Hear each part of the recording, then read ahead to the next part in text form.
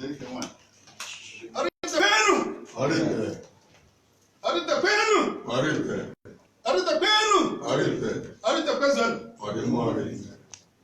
honorable big brother and your wife and friends and encourage. That is the people salute you. We have our king, His Royal Highness Igwe Dr. Dan Udoji, Anumanu Ezinu, the 8th. Welcome you to the soil. Like when the palace secretary spoke, this is the fulcrum of this community. This is the beginning. This is the soil upon which this town sprang some 300 years ago. In this land, maybe before you go, we'll have to briefly show you the oldest palace in Nigeria. Built in 1836 by the Portuguese. It was not then built as palace, but as the headquarters of Portuguese merchants in Spain. It was from here they moved forward, further to Badagry, and built that of Badagry in the early 90s.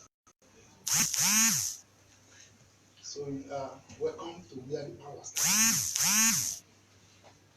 I am President Ejiofor. Ejiofor.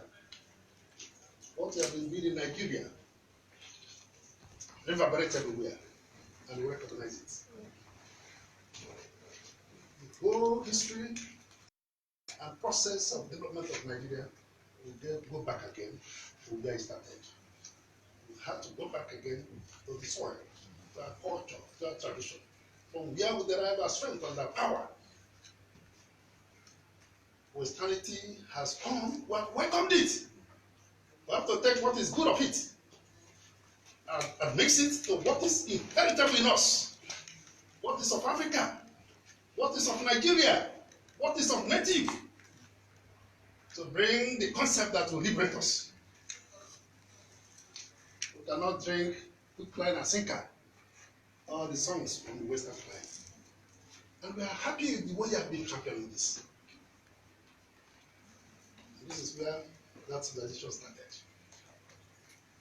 We have collectively put all this into a philosophy. We say it is meritocracy, Afrocentric, originating from Africa, to eventually liberate us from the shackles of imperialism, from the limitations of our brain that has gone to our spirit.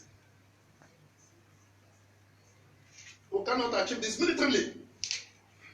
We can't even achieve it by our scholarly education. Not even by the ecclesiastical sermons, but by going back to the root, to our origin, where God has blessed us. So we are very much welcome. Thank you so much. This is the time for us. We just welcome you. It's a very lovely town. A very lovely town. You can see the symbol. Our Igwe is among the most trained in Africa, most traveled, widely experienced, and of origin, not political Igwe, not appointed by the nation, not a cash and carry system. It's by divine providence. And that's why everything here is different. You're very much welcome. Welcome to this authority. Welcome.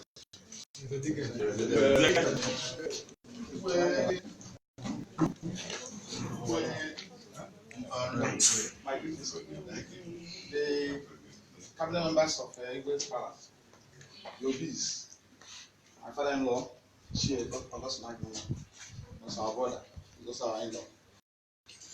We have to have a program tomorrow, coming up at 5:30, and he's here for that program. And as part of his schedule, he said he will pay me a visit.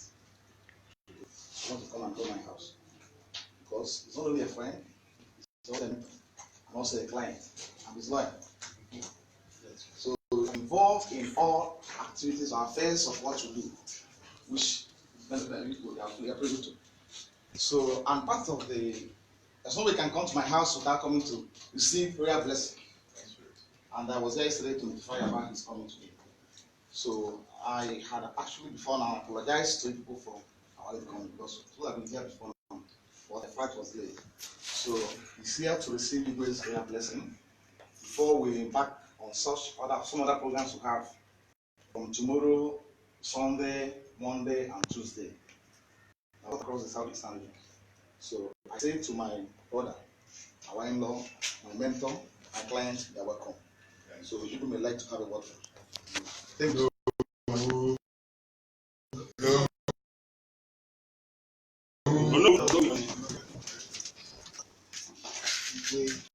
I have to start by wanting my heart for this wonderful reception. I feel honored because it's very clear the power and the excellence of this particular Igwe, the honor that he attracts, and the homework before me, and also your counsel and your OBs, and all the distinguished leaders of this wonderful community. It's a great honor for myself and my wife, a friend in the because of my we had to come. I thank God you received us so warmly and so well. My prayer, Igwe, is that God will continue to be with you, guide you, protect you, grant you wisdom and strength at this very difficult time in the annals of our history. Igwe, you are not just a great king, but you're a learned king. A king that is filled with wisdom and knowledge, that knows the ways of the world, knows what our people are going through. When I say our people, I'm talking about the people of the Southeast, because I'm part of you, because I'm your in-law. The people of Nigeria, some who are part of my delegation, and they're outside that, who came down with me. And this is a very difficult and challenging time for all of us. Some of the things that I will say tomorrow will shed light on that at the speech that I'll be giving in Innewi tomorrow.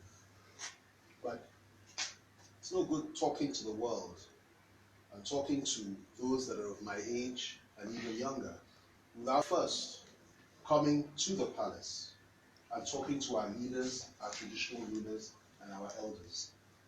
As I stand before you today, I stand with the full authority and blessing and support of the Orji of Ife, who is a colleague of yours, considerably younger than you on the throne, but also a revered traditional ruler. He's aware that I'm coming here today, and he has also asked me to convey his love and affection to you, together with many other Yoruba Obas who are aware of my visits to you today.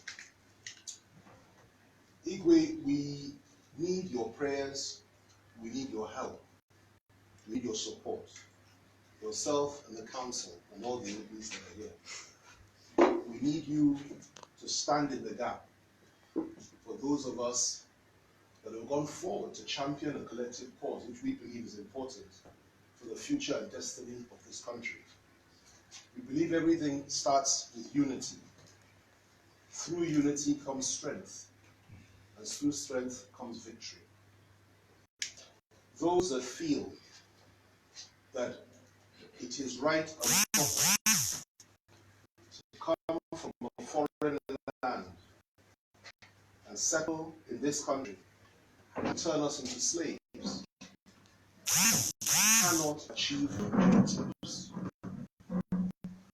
and will not achieve their objectives by standing between ourselves. We've made mistakes in the past, all of us have. But this is a new era, it's a new beginning. My generation is very different to the generation of my father. Very different, Igwe, to the generation of your revered self. Very different to the generation of my grandfather. We are not prepared continuously accept the road of compromise as being one of absolute necessity. We're not prepared to accept that. And we believe strongly that if we are to be united in this country as one indivisible country, then we must all be at the table. None can be a master, none can be a slave. And I've come here today, Kabisi, one of my objectives is to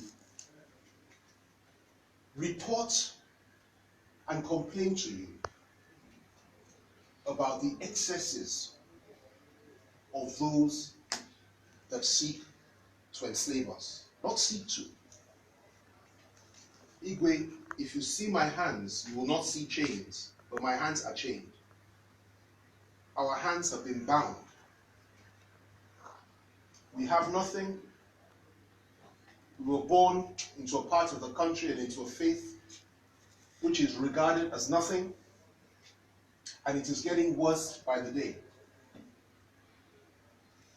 Our clerics are targeted. Southerners are targeted. Middle Belters are targeted.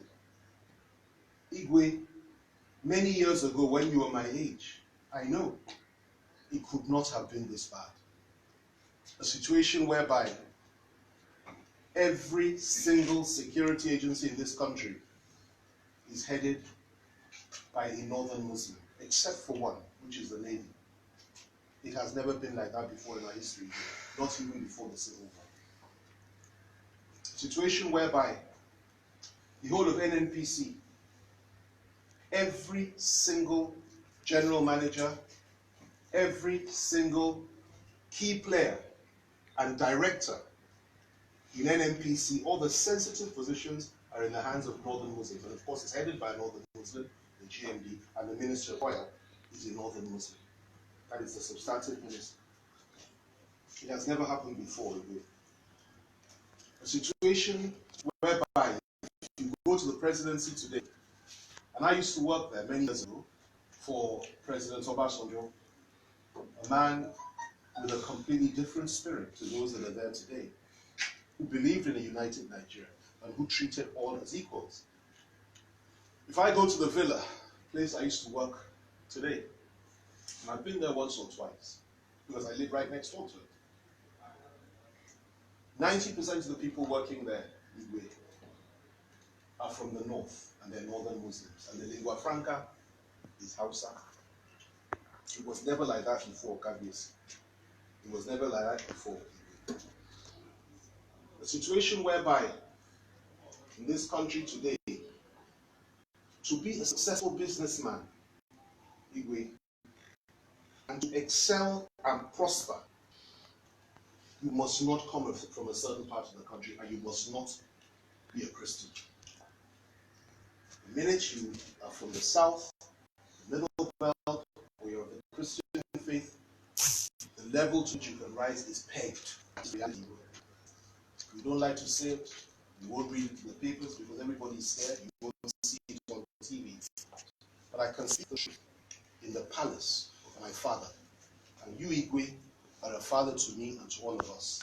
If I cannot speak truth here, there's nowhere I can speak truth. And I'm not here as a politician, because nobody in either of the parties, not even APC, that's from this part of the country or from any part of the country, will feel comfortable with it. It's just that they've decided to live with it and others have decided not to. So it's not about politics, it's about facts and reality. Igwe, we leave the executive. We leave the executive. We go to the judiciary. I report to you today, Igwe, that in our judiciary, we have another northern Muslim as the chief judge. We have a northern Muslim as the president of the Court of Appeal. Up until 1 month ago, a northern Muslim was president of the Federal High Court. It's only now that there's no Muslim he's allowed to stay there. Everywhere when it comes to federal courts, the court system, they're all headed by northerners, not one southern, and all are Muslims except for one. Igwe was never like that before, but that is the reality today.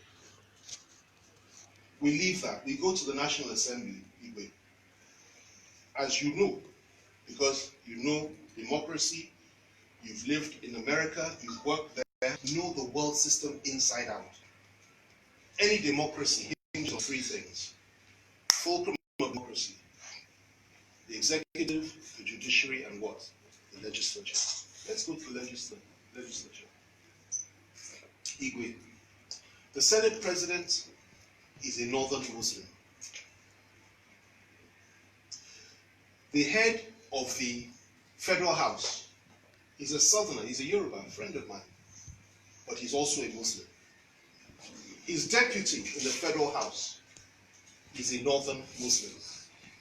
The 4 principal officers in the Federal House are northern Muslims.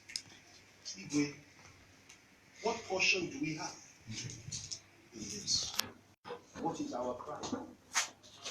I've asked politicians this question, what do we do as politicians? We bow our heads and say nothing. All of us, or we're all busy. You not get a politician.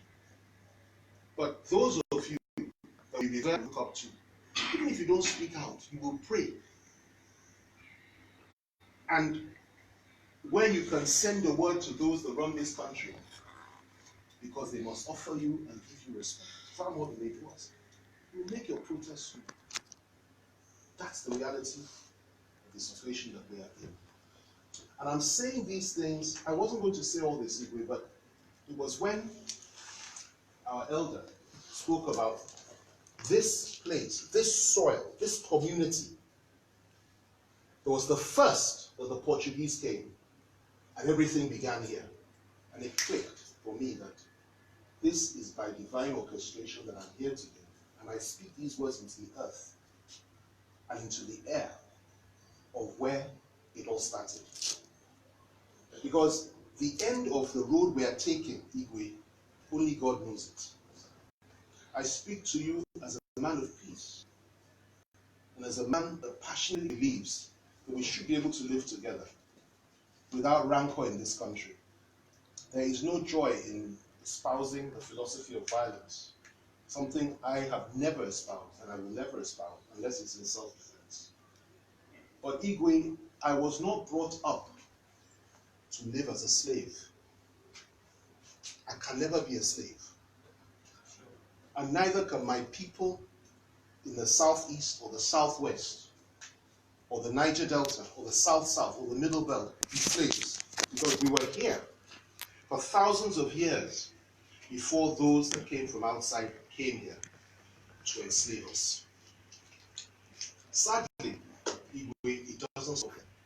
If it had stopped there, we could live with it and say, well, one day God will take us to the promised land. But it doesn't stop there. We could have lived with it. But they are also killing us. Every day you hear about one cleric, Christian cleric, being killed or abducted or burnt alive, or one Igbo boy being burnt alive in the north, or one Yoruba having his throat cut by the same people, the Fulani herdsmen. Every day. Just yesterday, they did the same thing in Taraba. A week before, they did the same thing elsewhere. A week before, they did the same thing elsewhere. Killing, butchering, carving up, terrorizing us, targeting us, intimidating us. The leader of Afeni Fere, Baba Fasuroti, 94-year-old man, a gentleman to the core, the leader of Afeni Fere, the most revered organization, socio-political organization in the West. His daughter was butchered in the streets of Ondo State. Nothing happened. Nothing happened. And those that are in power refuse to label those that do these things as terrorists. Igwe doesn't stop there. You go to the other side, the northeast. It's Boko Haram, which has been given more money than any other terrorist organization in the world by this government in terms of payments of ransoms. Who will release Muslim girls after kidnapping her, but will not release a Christian and say he will not release her because she's Christian? What is our crime? The Boko Haram soldiers are now being brought into the Nigerian army, Igwe, and being offered the prospect of running for the presidency of the country by the commanders of this president that we have today, publicly. If you renounce violence, if you stop Boko Haram, join us, you can be president of Nigeria. Said it publicly. That is our situation. A situation whereby the spokesman for the president, good friend of mine, Femi Fani Ejiofor, will say openly, when we complained that people were being killed by Fulani herdsmen, he said, give up your land and save your life. That is where we are today. And what has the response been? IPOB, no arms, no violence, just a quest for self-determination. You are terrorists, you are banned. Killing them, locking them, torturing them, demonizing them, insulting them, threatening them every day. Thousands have been killed over the last 4 years. For every IPOB person that has been killed, it is like putting a pin in my body, because I see myself as being part of the Igbo. And you cannot tell me that IPOB people are not part of Igbo land. They are. Forget about your political affiliation or who you believe in or what. You are Igbo. And it's not just the Southeast. They're doing it to many of us in the Southwest as well. Go to the forest in the Southwest today, Igbo, flooded with Fulani herdsmen. They even man checkpoints on the road in the name of Mieti Allah. We have been totally and completely overwhelmed. And I ask you this, Igwe, before I conclude. What is our crime? July 29th, 1966. You will remember that day and that night well, Igwe. You will remember it. 300 Igbo officers were killed. This is a historical fact. And those that say we should not speak about it do not understand the importance of history. You know why? Because if you don't talk about it, it may repeat itself. The Jews talk about what Hitler did to them in Germany every day. They say never again. Yes, 20 people were killed January 1566. My father was almost killed. 20 from other parts of the country. But 300 were killed in one night, 6 months later, including a sitting Igbo head of state. It's a bit disproportionate, Igwe. Is it not enough? You go to the next stage. 2-3 months later, they say 30,000, that's the official figure, but it's actually up to 100,000 Igbos were slaughtered in the northern part of this country within 3 months. Igwe, you remember. You don't talk about it. It's too painful. But it's time to talk about it now, because it must never repeat itself again. Hospital to hospital, house to house, you look for Igbo women, you cut them open, you bring the baby out, you dash its head against the wall. I have 4 sons, all of them with Igbo blood. May God forbid that if, for example, they had been then alive at that time with my wife, and they were living up in the north, as we do today, they could have been targeted. And that's how I look at it in that prison. 30 to 100,000, Igwe, was the crime of these people. Innocent civilians. It didn't stop there, Igwe. Then the war started. During the course of the war, 3 million Igbo civilians were butchered.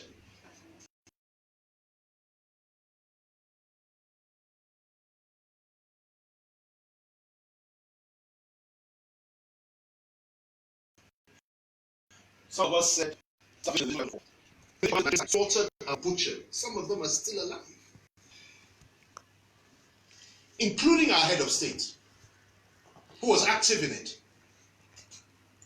That blood Igwe speaks to today. Innocent women and children. And nobody in the East, or indeed the South, or in the Middle Belt has said, we must avenge. Nobody is interested in vengeance or inciting anybody. We're only saying, let it not happen again. And we are feared that with the way things are going, it may happen again. The last few months, 2 or 3 occasions, Igwe, they have told Igbos, and then they widened and said Southerners. And then they now listed my name, together with Yinka Odumaki, a good friend of mine, spokesman of Femi Fani, and Gani Adams, the Are Onakakanfo, he's our generalissimo now, our field commander of Yoruba Nation. That all of us are enemies of the North, and we should all leave, or else. Igwe, we know where all this is heading, and we pray to God that history does not repeat itself. Igwe, after the war, there was the marginalization of the Igbo people by all of us, not just the North. All of us did it, and we sought to justify it. And it's indefensible in my view. And I've said this publicly. I'm not just saying it because I'm here.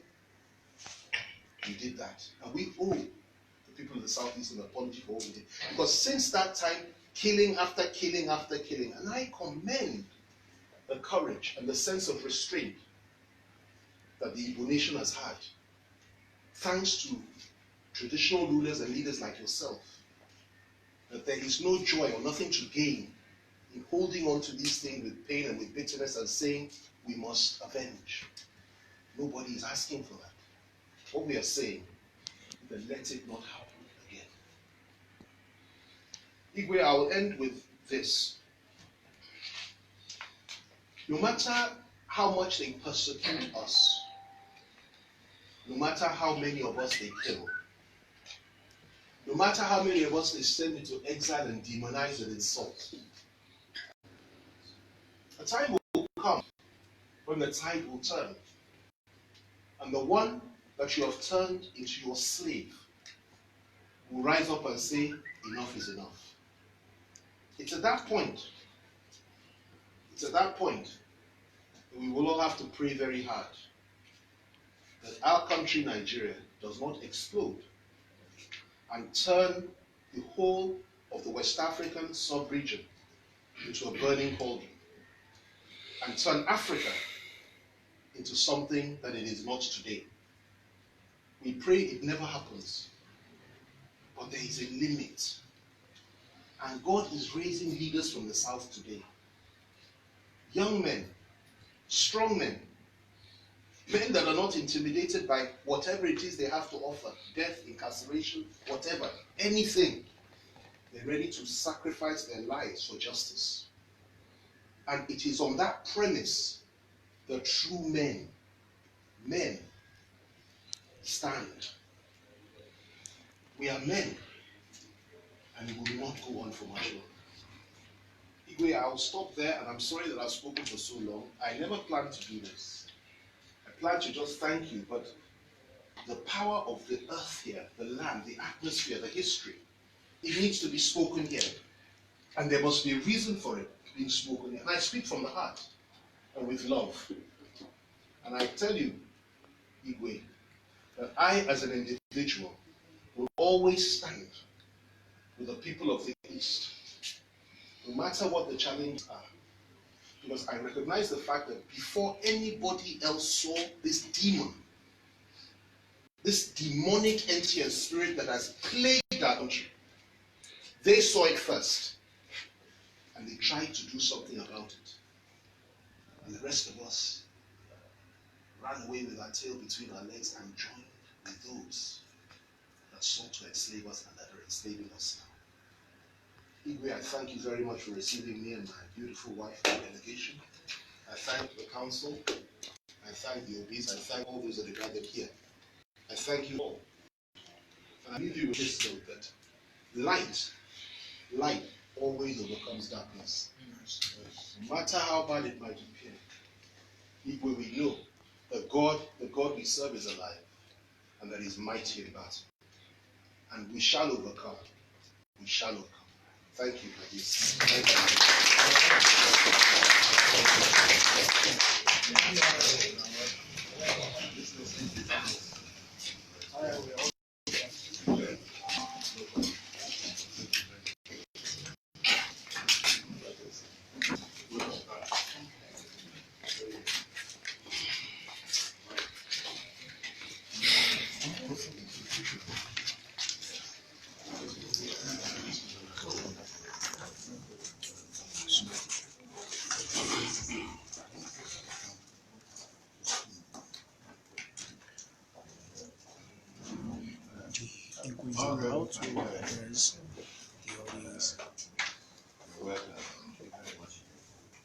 my brother. Thank you for bringing the visitor to us. My council members, I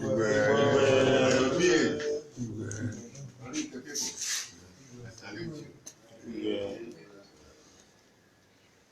Respected entourage and photographers and news people and security men, I thank you for coming. Honorable, you really poured out your heart and you cried to God for what is happening to us in Nigeria. You tried to hide heavens. I'm confident, sure, I believe that God is hearing your cry and our prayer, and God will give us. Amen. Amen. Nothing is impossible for God to destroy. We all know what's going on, but this is not a political rally. As a traditional ruler, we're not allowed to delve into politics. Every Nigerian is our son or our daughter, and is welcome here. So we welcome everybody, and we thank you for coming. This is a courtesy visit by the Honorable President, and it remains that way. It's a courtesy visit. As a traditional ruler, we are supposed to look for peace. Yes. Ask for peace, work for peace. We are not supposed to divide people. We're supposed to unite people. So I'm asking all of us here, I'm asking all Nigerians to work for peace, no matter how difficult it is. By the grace of God, we shall achieve peace.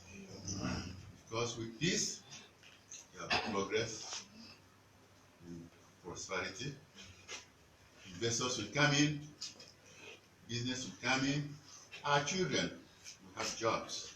Right now, our children have no jobs and they are roaming the streets.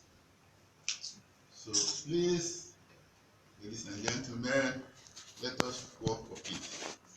Let us work for peace, support the government at the grassroots level, local government, state government, federal government. No matter what the problems are, let us work for peace. Once we have peace, everybody will be happy, there will be progress, and there will be prosperity for everybody. By the grace of God, we shall achieve peace, and everybody will be happy. Please, please, please, let us, no matter how hard, work for peace, pray for peace, and leave everything to God. With God, all things are possible. Thank you very much.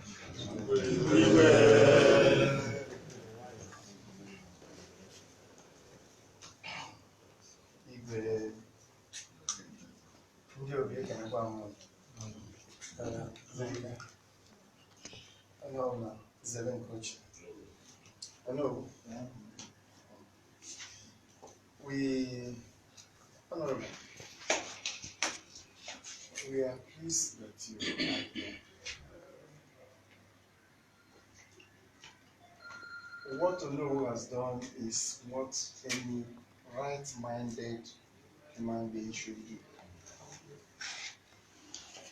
You have a visitor, a guest, and you tried as much as possible to present the guest to benefit from the best the land can offer. So indeed, he's a good friend of yours. For him to have programmed their movement in such a manner that you will come to receive the anointing and grace of the traditional ruler, he has done well. Thank you very much. For you that, when you have a party and you spend a lot of money to prepare food, entertainment, and you expect guests to come. If you prepare it and the guests don't come, it will be a waste. So the guests that yielded to the invitation to come, they've done knows. So, Honorable, you have done well. You see, I've listened to you and watched your comments, your interviews. There's one thing I learned from you. You don't finish your comments without saying my beautiful wife.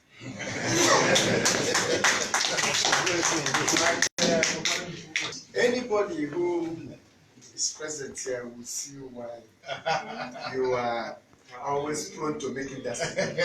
You don't know that.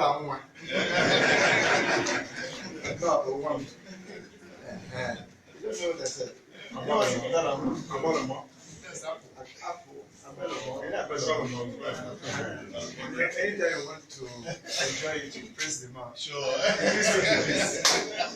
So, we, on behalf of Igwe and the entire members of this cabinet and Oraifite people in general, we welcome you. We appreciate it. And what he says, Igwe has said, they look ahead for every Oraifite man. On behalf of Oraifite people here, I say a big welcome. From acting on the instruction of the Igwe, I am saying again, welcome and God bless you. Thank you very much.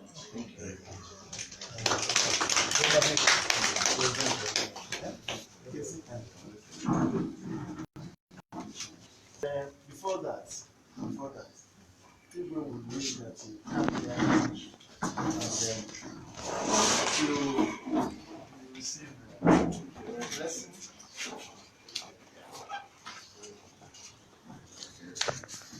Honorable, by the grace of God, in the name of Jesus Christ, our Lord and Savior, I'm asking the Almighty to cover you with the blood of Jesus. Blood of Jesus. Cover your family with the blood of Jesus. Blood of Jesus. Guide you, protect you, defend you, prosper you, give you wisdom, so that you achieve your aim in this world that is created you. No enemy will see you. No bad person will see you. Amen. No kidnapper will see you. No murderer will see you. No thieves will see you. You will be surrounded by angels. You will be surrounded by the blood of Jesus. You will be going out and coming back. Thank God Almighty for protecting our son, our friend, our in-law, Honorable Femi Kayode, protecting his wife and his family, protecting his business and venture. Father in heaven, grant him success in all that he does, give him his wisdom and forevermore. In Jesus' name we pray. Amen. And as a follow-up, you came to the palace of Animal Vsit. I was giving you the spiritual. As an Ojilu no Purpose. Did you hear that? It meant that pillow talks. It means that when Kola gets to where it is meant to go to, it will tell the story of where it's coming from. So, on behalf of Igwe and people, we sincerely present this to you and use it to test us that you came here and convey our joy that you are with us. Thank you so much. Thank you so much. You're welcome. Thank you so much.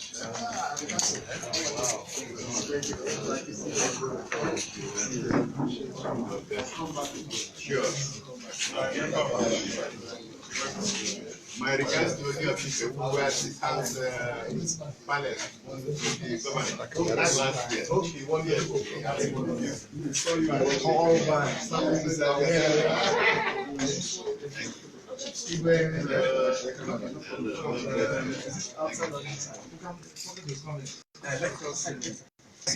Outside is better. Outside is better. Outside is better.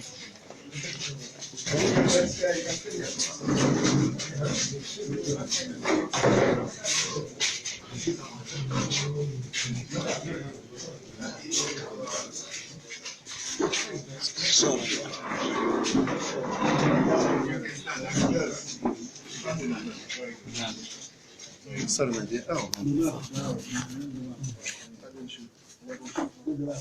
Bend down, bend down.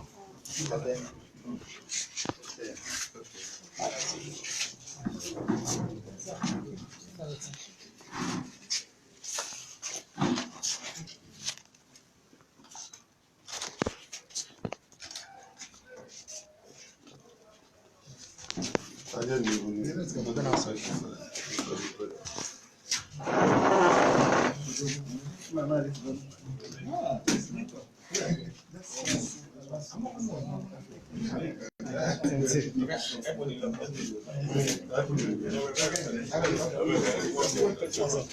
That's almost this one.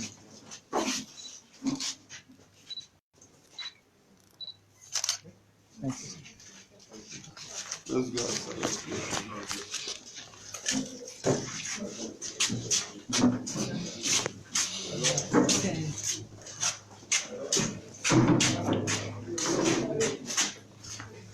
Viewers all over the world, we are still in Oraifite in Anambra, the courtship visit of Femi Fani Kayode, the former Minister of Aviation.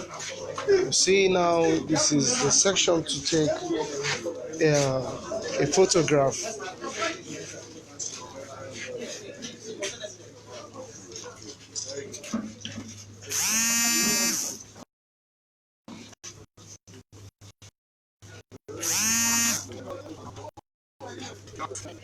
We're taking the photograph, yes.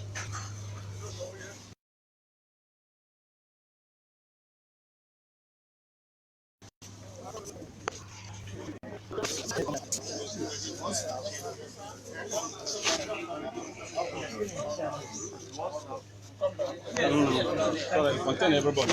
Yes.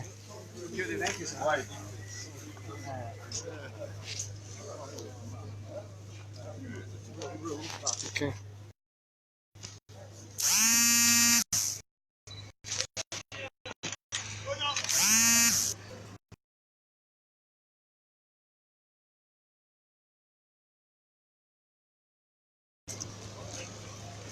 While leaving the premises, now we are leaving the premises.